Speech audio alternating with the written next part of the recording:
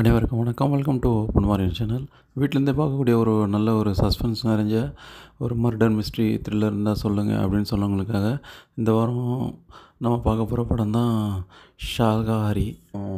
Amazon prime ஓடிடியில் Tamil English சப்டைட்டிலோட அவைலபிளாக இருக்குது. இந்த படம் ஒரு நல்ல ஒரு பரபரப்பான ஒரு சிறப்பான படம். ஸோ இந்த படம் வந்து 18+ இருக்கவங்க கண்டிப்பாக பார்க்கக்கூடிய ஒரு நல்ல ஒரு புது அனுபவமான ஒரு சிறப்பான படம். இந்த படத்தோட ரிவ்யூ தான் பார்க்க போகிறோம். அதுக்கு முன்னாடி நம்ம சேனலில் புது படங்களோட ரிவ்யூலாம் பண்ணிட்டு வரோம். அந்த படம் தேட்டருக்கு வரும்போது தேட்டருக்கு அப்புறம் இந்த மாதிரி ஓடிடியில் எப்படி இருக்குன்னு தெரிஞ்சுக்கிறதுக்கு யூஸ்ஃபுல்லாக இருக்கும். இந்த படம் வந்து பிப்ரவரியில் ரிலீஸ் ஆகி இப்போ சமீபத்தில் அமேசான் ப்ரைம் ஓடிடியில் இந்த படம் வந்து ஸ்ட்ரீமிங் ஆகிட்டுருக்கு.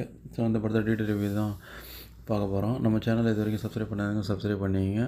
இந்த அமேசான் பிடிச்சிருந்தா ஃப்ரெண்ட்ஸ் அண்ட் ரிலேஷனில் இருக்கும் ஷேர் பண்ணிங்க கேட்டுக்கிறேன். வாங்க இனி படத்தோட டீட்டெயிலான ரிவ்யூவை பார்க்கலாம். இந்த படத்தை வந்து சந்தீப் சுங்கத் அவர் தான் இயக்கியிருக்காரு. படத்தில் வந்து ரங்கையான ரகு, கோபாலகிருஷ்ண தேஷ்பாண்டே, அப்புறம் கஜய் சாஸ்திரி, வினய் ஜெரிமல்லி இவங்களாம் நடிச்சிருக்காங்க.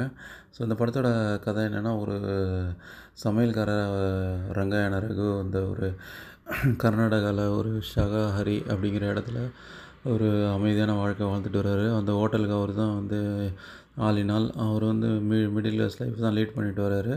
அப்படி போய்கிட்டு இருக்கும்போது அவர் வாழ்க்கையில் வந்து ஒரு பிரச்சனை வருது. அது என்னென்னா, ஒரு கொலை குற்றம் சாட்டப்பட்ட ஒரு கைதி தப்பிச்சு போயிடுறாரு. அந்த தப்பிச்சு வந்தவர் இங்கே தான் வந்திருப்பாரான்னு சொல்லி போலீஸ் வந்து ஒரு மர்ம வளையத்தில் வந்து இவரையும் கொண்டு வந்துடுது. இவருக்கே தெரியாமல் இவரை வந்து கண்காணிக்க ஆரம்பிச்சிடுறாங்க.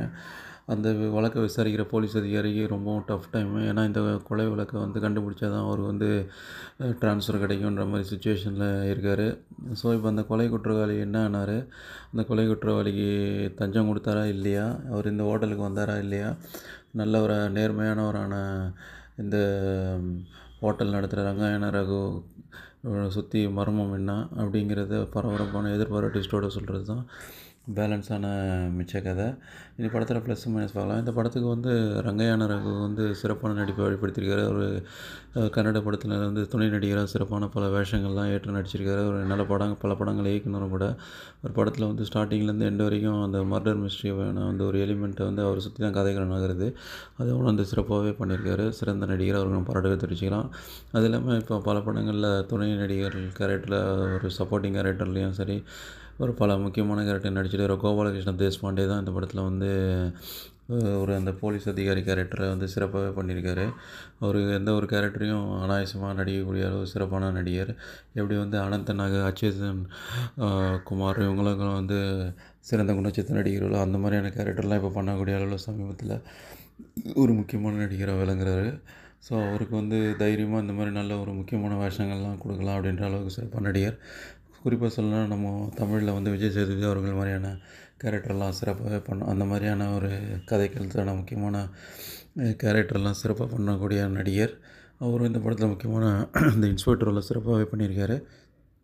அது எல்லாம் படத்தில் கைதி அவர் அந்த வினய் அவரும் நடிப்பை வந்து சிறப்பாக எழுதியிருக்காரு. இந்த 3 பேருக்கு நடுவில் தான் சுற்றி தான் அந்த ஒரு மிஸ்ட்ரி எலிமெண்ட் நடக்கும். ஹோட்டல் நடத்திட்டு வந்த அந்த ரங்கையான ரகு, அந்த கோபாலகிருஷ்ண தேஷ்பாண்டே அந்த சப் இன்ஸ்பெக்டர், அது இல்லாமல் இன்னொன்று அந்த கைதியாக தப்பிச்ச அந்த வினய், இவங்க 3 பேருக்குள்ளே அந்த நடக்கிற அந்த மிஸ்ட்ரி தான் படத்தை வந்து விறுவிறுப்பாக கொண்டு போகுது. ஸ்டார்டிங்லேருந்து எண்டு வரைக்கும் அந்த அளவுலையும் ஓரளவு விறுவிறுப்பாகவே என்கேஜிங்காக கொண்டு போயிட்டு மர்மமான விஷயங்கள்லாம் நல்லாவே காட்சிப்படுத்திக்கிற இயக்குனர் சந்தீப் சுங்கத் அவருக்கு நம்ம பாராட்டுகளை தெரிவிச்சுக்கலாம். ஓரளவு நல்லாவே அந்த மிஸ்ட்ரி எலிமெண்ட்ஸ்லாம் நல்லாவே படத்தில் ஒர்க் அவுட் ஆகிருக்கு. எந்த அளவுலையும் போர் அடிக்காமல் போகுது. அது ஒரு ப்ளஸ் பாயிண்ட். படத்தில் வந்து மியூசிக்கும் நல்லாயிருக்கு, டெக்னிக்கலி சவுண்டாக இருக்குது. பல விஷயங்கள் யூகிக்க முடியாத அளவில் இருக்குது. அதுலேயும் செகண்ட் ஹாஃபில் வந்து அந்த ட்விஸ்ட் அண்ட் டர்ன்ஸ்லாம் எதிர்பார்க்க முடியாத அளவுக்கு இருக்குது. படம் மைனஸ் இல்லைன்னா இருக்குது. அது என்னென்னா, கிளைமேக்ஸ் வந்து இன்னும் கொஞ்சம் நல்லா எழுதியிருக்கலாம். அது இல்லாமல் படம் வந்து ரொம்ப லெங்க்த்தாக போகுது. ஒரு அரை மணி நேரம் ட்ரிம் பண்ணிக்கலாம்னு சொல்லக்கூடிய லெவலில் இருக்குது. அப்படி அரை மணி நேரம் ட்ரிம் பண்ணியிருந்தால் இன்னும் கொஞ்சம் கிறிஸ்பாகவே இருந்திருக்கும். அது இல்லாமல் படத்தில் ஒரு சில லாஜிக் மிஸ்டேக்ஸ்லாம் இருக்குது. அது படம் பாருங்கள் உங்களுக்கே தெரியும். இப்போ சொன்னால் அது ரிவீல் ஆகிடும். மற்றபடி இதில் வந்து ஒரு நல்ல ஒரு மிஸ்ட்ரி எலிமெண்ட்டை வந்து நல்ல ஒரு கதைக்களம் தான். அதை வந்து ஸ்க்ரீன் ப்ளேயாக கொண்டு போகும்போது இயக்குனர் கொஞ்சம் கொஞ்சம் தடுமாறிட்டாருன்னு சொல்லலாம். மற்றபடி கிறிஸ்பாக ஒரு 1/2 மணி நேரம் ட்ரிம் பண்ணிவிட்டு அந்த ஸ்க்ரீன் ப்ளேயும் நல்லா பண்ணியிருந்தா இன்னும் ஒரு தரமான ஒரு படமாக கொண்டாடப்பட்டிருக்கும்.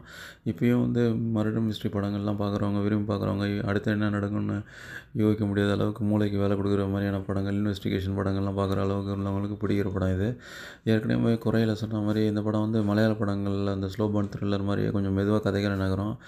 ஆனால் போர் அடிக்காது. ரொம்ப ஸ்லோலாம் இருக்காது. மீடியம் ஸ்லோவாக போகும். ஸோ பார்க்கக்கூடிய அளவில் படம் தான். ஓரளவுக்கு என்கேஜிங்காக இருக்கும். அந்த படம் பார்த்து முடிச்சோன்னா ஒரு வித்தியாசமான படம் பார்த்த அனுபவம் இருக்கும்.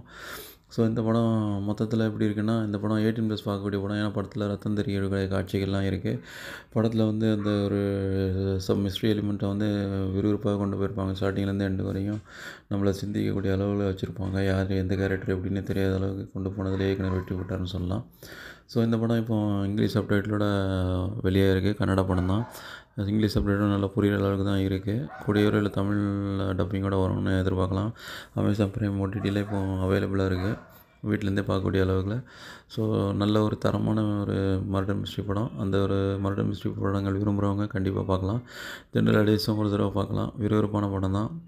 ஸோ பார்த்துட்டு உங்கள் கருத்துக்களை பின்னூட்டங்களை தெரியப்படுத்துங்க. வேறு ஒரு திரை விமர்சனமுடன் சந்திப்போம்.